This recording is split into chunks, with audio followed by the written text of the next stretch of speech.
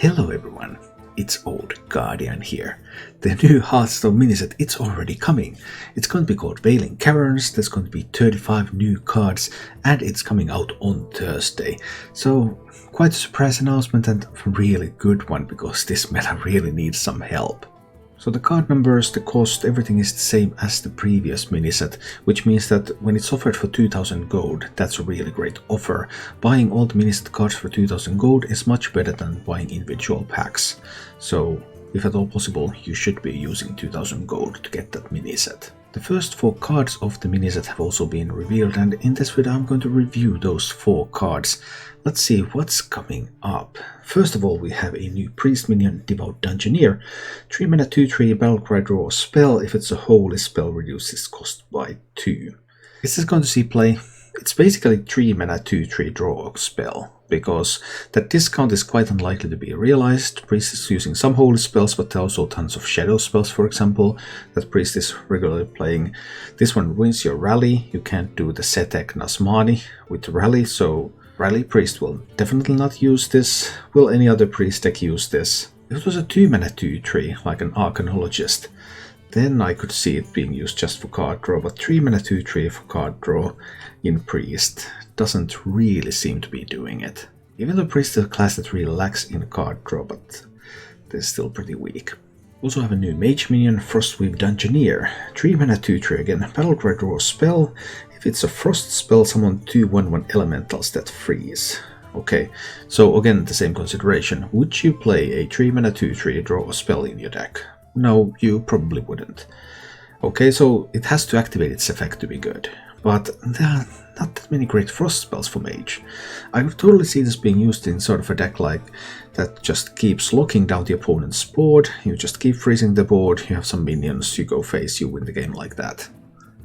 Could you build a mage deck like that? Well, there is Cone of Gold, there is Flurry, there is Brain Freeze.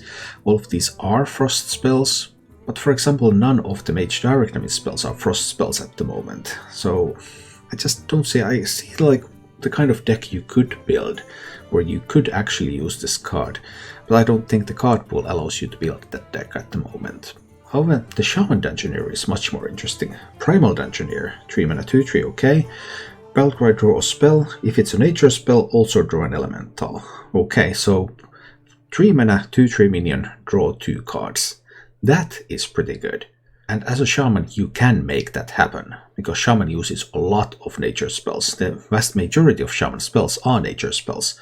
Already elemental shaman decks are running stuff like Dunk Tanks, Lightning Blooms, sometimes Rock Biter Weapons. All of those cards are nature spells. So you could totally put this in an elemental shaman. Actually, I think it's going to be run in every elemental shaman deck.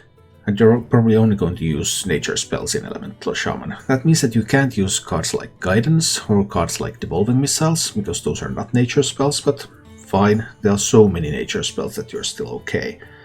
Also interesting, if it's a nature spell, also draw an Elemental. So you could maybe use this in some kind of aggressive Shaman deck, where you tutor for a specific Elemental with this, like let's say Cage-Mask Custodian, which in turn will draw you a weapon. So you can have even more tutors to get to your weapons. You use this one, you draw a Cage-Mask Custodian and a nature spell. You can have plenty of nature spells, like Rock Biters and Storm Strikes and Dunk Tanks. Lots of good cards for a very aggressive weapon-based shaman deck. So I could even see Primal Dungeoneer being used in multiple archetypes of shaman, so this is really interesting card. And the final card that has been revealed so far is Mutanus the Devourer. 7 mana 4/4 Murloc. Battlecry, eat a minion in your opponent's hand, gain its stats. So it's kind of like a dirty rat that also kills the minion. And yeah, that's pretty sweet. Because you can eat stuff like Ilgenot, you can eat Tigatus, you can eat Liadrin, you can eat Nesot, God of the Deep. Obviously you don't get to choose what you eat from the opponent's hand. But at the right moment on the game, using this, it has a pretty good chance to pick up exactly what you need. I think I'm going to play this in every control deck, because control decks typically really care about those big late endgame minions and prefer to avoid them. Prefer to avoid combos especially, prefer to avoid Tigatus. It's not a perfect counter to Tigatus. You might still have trouble with Control Warlock as any other control deck, but yeah, I do like this card a lot. Control has been doing really poorly lately in Hearthstone, and this offers Control a chance against any sort of combo-ish decks. Obviously, control still has to survive through like infinite value generation, which is not easy either. But still, this is a card that has a specific purpose, and I think that purpose is an important one. I'm not sure I particularly like the way the card goes about it, because then of course I played my Mutanus, but I didn't hit Dikatus, it hit something else instead. That sort of pain will happen. But having some tool is better than having none. And now between this and Shadowhunter Vol'jin, control decks have a couple of tools that they can use to challenge some of these slower cards. Just a few more days to go before Wailing Caverns is coming.